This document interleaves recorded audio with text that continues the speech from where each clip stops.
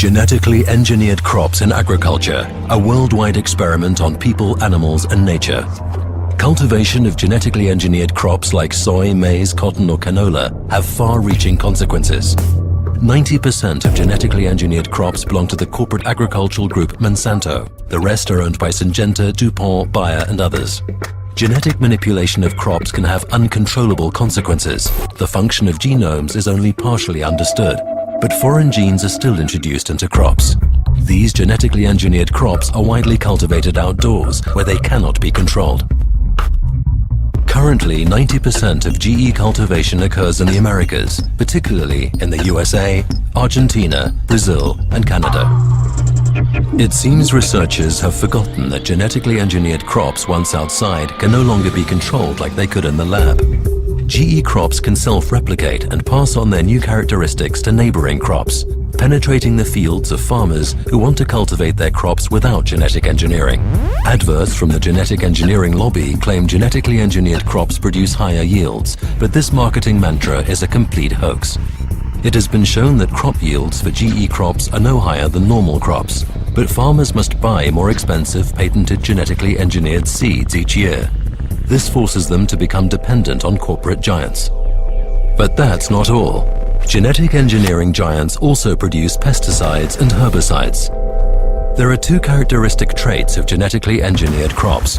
They are either resistant to herbicides, in which case the genetic engineering company itself produces the suitable herbicide, or the genetically engineered crop emits an insecticide.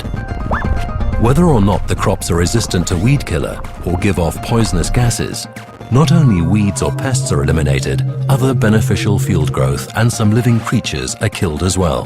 But nature adapts, so pests and weeds develop resistance to pesticides. And that means that increasing amounts of stronger pesticides will be used. Especially grave consequences are observed in this respect in monocultures.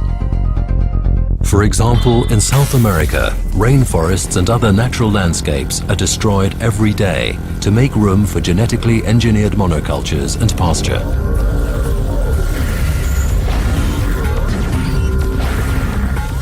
At the same time, the soil and groundwater are poisoned.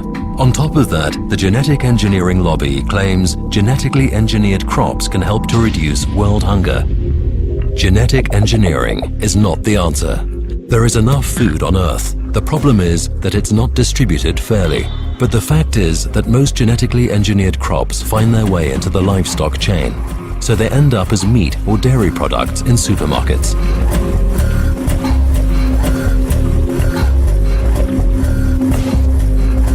Along with all the destructive effects on the environment, one last awkward question remains. How do genetically engineered crops affect humans and animals? The answer is, no one knows. Therefore, it's important for you to carefully consider which products you buy.